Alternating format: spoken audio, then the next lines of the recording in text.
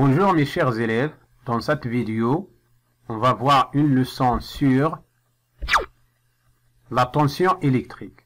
Le plan de cette leçon est le suivant. 1. Notion de la tension électrique. 2. Mesure de la tension. 3. Exercice. Notion de la tension électrique. Vous avez ici des générateurs. Elle porte une indication. Par exemple, celui-là, elle porte l'indication 9V. Celui-là, 12V. Celui-là, 4,5V, etc. La question qui se pose ici, c'est que qu'est-ce qu'il représente cette indication et à quoi sert-il? Pour répondre à cette question, on va réaliser une expérience. Regardez ici, on a deux montages et on a utilisé deux lampes identiques, mais deux piles qui sont différentes. La première, elle porte l'indication 9V et la deuxième, elle porte l'indication 4,5V. Alors, qu'est-ce qu'on va remarquer à propos de l'éclat de la lampe dans ce montage et de la lampe dans ce montage? Bien sûr, on va remarquer que l'éclat de cette lampe est plus fort que l'éclat de cette lampe. Donc ça est dû à quoi? Oui, bien sûr, ça est dû à l'intensité de courant, lequel il a une intensité plus grande. Bien sûr, c'est le montage 1. Cette pile, elle produit un courant d'intensité plus grande que l'intensité du courant ici. C'est pour cela l'éclat, il est plus fort ici que l'éclat ici. Donc, l'éclat de la lampe dans le montage 1 est plus fort que celui de la lampe dans le montage 2, car l'intensité de courant produit par la pile 1 est supérieure à celle de courant produit par la pile 2. Maintenant, pourquoi l'intensité de courant est plus grande dans le montage 1 que dans le montage 2? Oui, tout simplement, c'est parce que cette indication ici, 9V, est plus grande que cette indication ici. Donc, comment il s'appelle ces indications? Il s'appelle la tension électrique. 9 volts, c'est la tension électrique de la pile 1 et 4,5 volts, c'est la tension électrique de la pile 2. Donc, les valeurs 9 volts et 4,5 volts représentent les tensions électriques aux bornes de chaque pile. Conclusion, la tension électrique est une grandeur physique, son symbole est U. Elle donne naissance au courant électrique.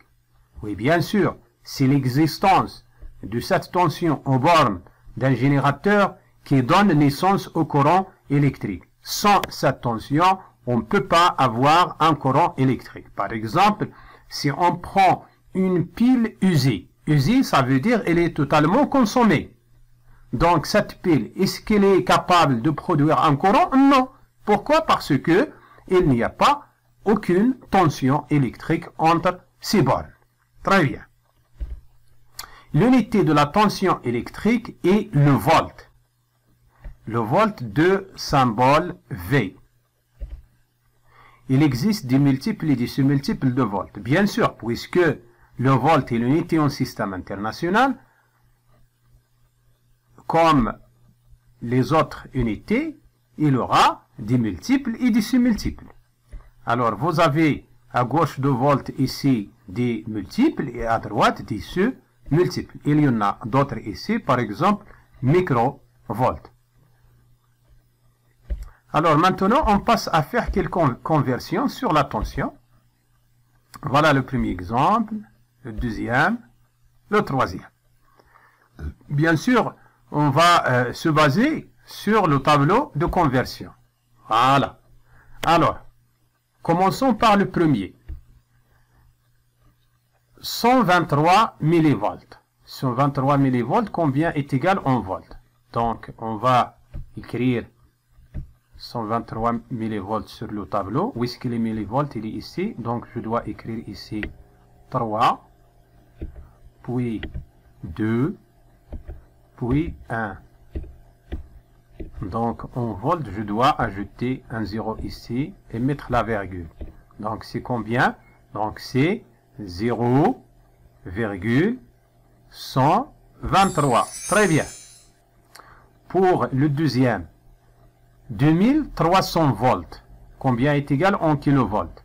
Donc, je dois écrire tout d'abord 2300 volts. Donc, 0 ici, un autre 0 ici, 3 ici, et ici 2.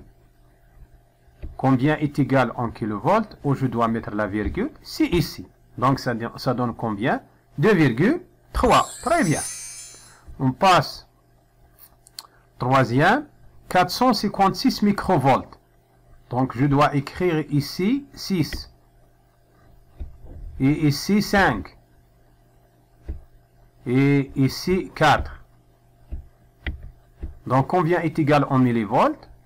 Je dois ajouter un 0 et mettre la virgule. Ça donne combien? Oui, très bien. C'est 0,456. Très bien. Maintenant, on passe au deuxième paragraphe.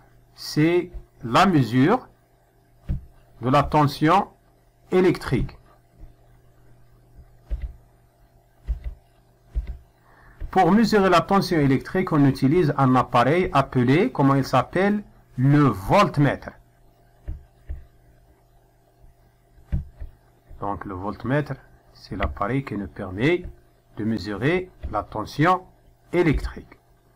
On symbolise le voltmètre par, voilà, le symbole normalisé d'un voltmètre. Mais il y en a deux. Regardez ici un voltmètre analogique, c'est le voltmètre à aiguille. Et ici, c'est le voltmètre numérique. Oui, c'est le multimètre. C'est le multimètre qui s'utilise ici en voltmètre. On a déjà expliqué la façon d'utilisation d'un multimètre. On a dit que il y a le sélecteur ici, il faut le mettre sur la fonction désirée, et c'est la tension, mais c'est une tension continue, c'est ici parce qu'il y a deux zones, il y a celle-là et il y a celle-là, ça, elle concerne une tension alternative, vous allez le voir l'année prochaine. Dans notre cas ici, on va mettre le sélecteur ici, et vous avez ici des calibres, par exemple 2 volts, 20 volts, 200 volts et 1000 volts. Et en bas, vous avez ici les bornes. Alors, les bornes d'un voltmètre, c'est comme, qui joue le rôle d'une borne négative, et la borne V, qui joue le rôle d'une borne positive. Oui, c'est très bien. On va détailler ça par la suite. Alors, comment brancher un voltmètre?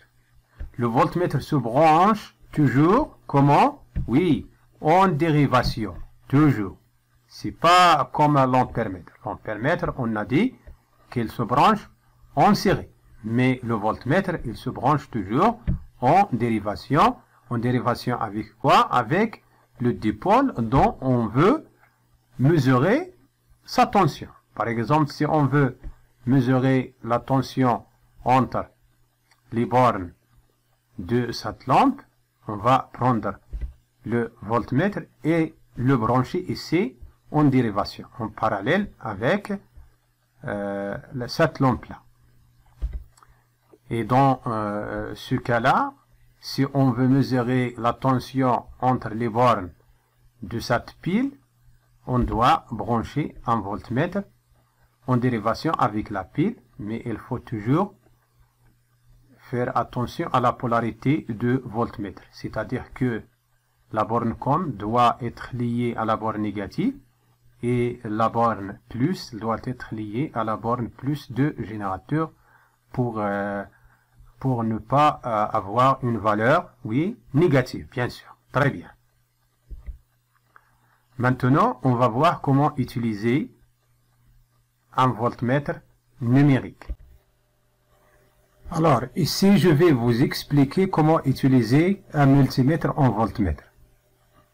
Vous avez ici un circuit contenant une pile plate, un interrupteur et une lampe.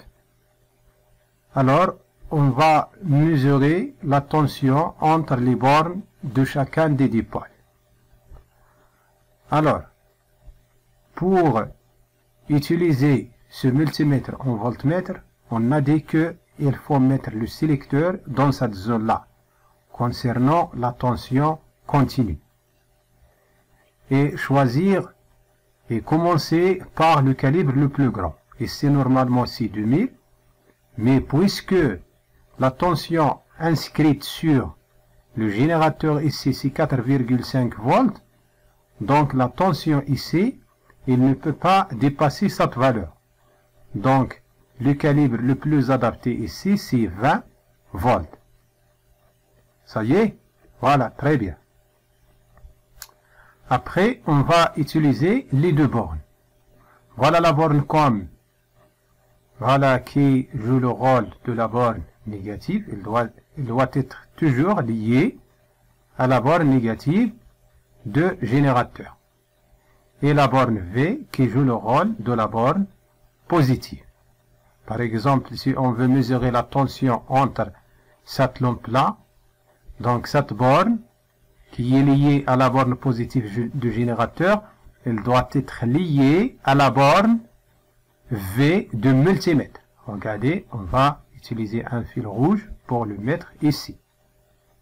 Puis, on va prendre un fil noir pour le mettre ici. Donc, cette borne de la lampe, elle doit être liée à la borne COM.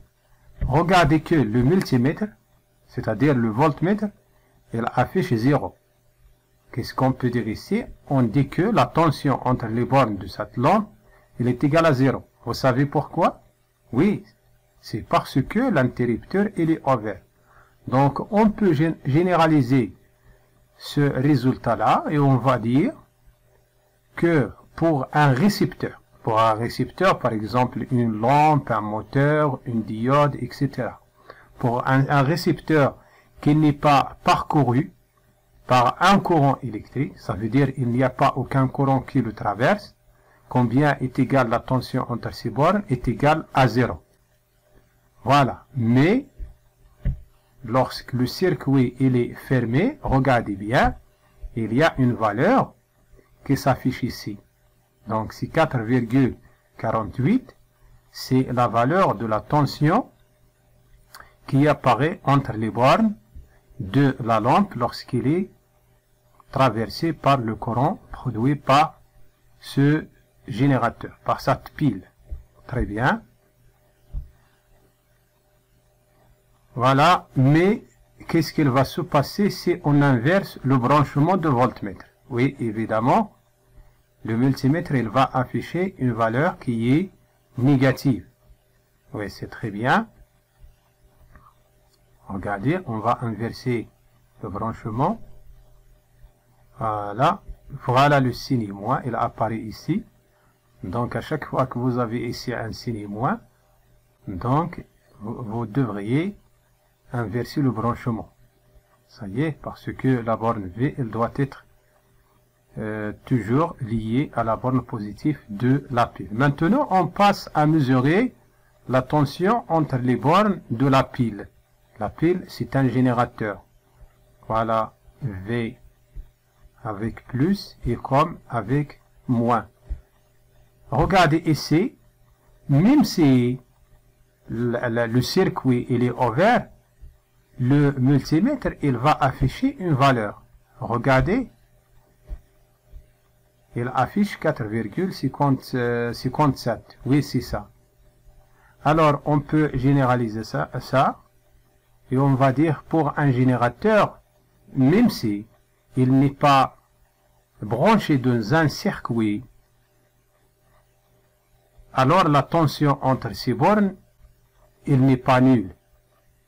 Au contraire d'un récepteur qui n'aura pas une tension que lorsqu'il est traversé par un courant électrique. Très bien.